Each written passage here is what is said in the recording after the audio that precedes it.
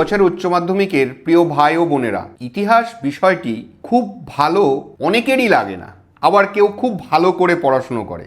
যাদের ভালো লাগে না কিন্তু বিষয়টি রয়েছে, উচ্চ মাধ্যমিকে 80-তে 60 বা 65 পাওয়া বা 70 পেলে তার রেজাল্টটা ভালো হবে, তাদের জন্য গুরুত্বপূর্ণ মাত্র 12টা প্রশ্ন জাস্ট দেখে যেও। যেহেতু পরীক্ষার আগের দিন তোমাদের ছুটি আছে, একদিনও সম্ভব যে প্রশ্নগুলো একবার করে দেখে যেতে। প্রথম চ্যাপ্টার থেকে দুটো প্রশ্ন, পেশাদারি অপেশাদারি ইতিহাস বলতে কি বোঝো এবং ইতিহাসের লিখন পদ্ধতি, একটা প্রশ্ন 4-4। সেকেন্ড প্রশ্ন হচ্ছে আমাদের মিথ ও লিজেন্ড পার্থক্য এবং ইতিহাসে এদের গুরুত্ব, এই উপাদানের গুরুত্ব। সেকেন্ড চ্যাপ্টার হচ্ছে লেনিনহফসন তত্ত্ব, জাতি প্রশ্ন তত্ত্ব। থার্ড চ্যাপ্টারের তোমাদের পড়তে হবে না।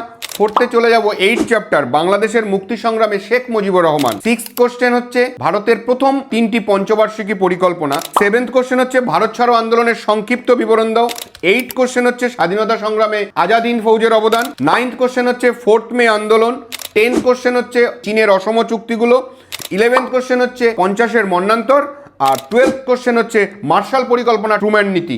এই প্রশ্নগুলো দেখে গেলে আশা করা যায় এখান থেকে তোমরা 5টা প্রশ্ন কমন পাবেই পাবে। সবার পরীক্ষা ভালো হোক। মক 19 পক্ষ থেকে তোমাদের জন্য শুভেচ্ছা রইল।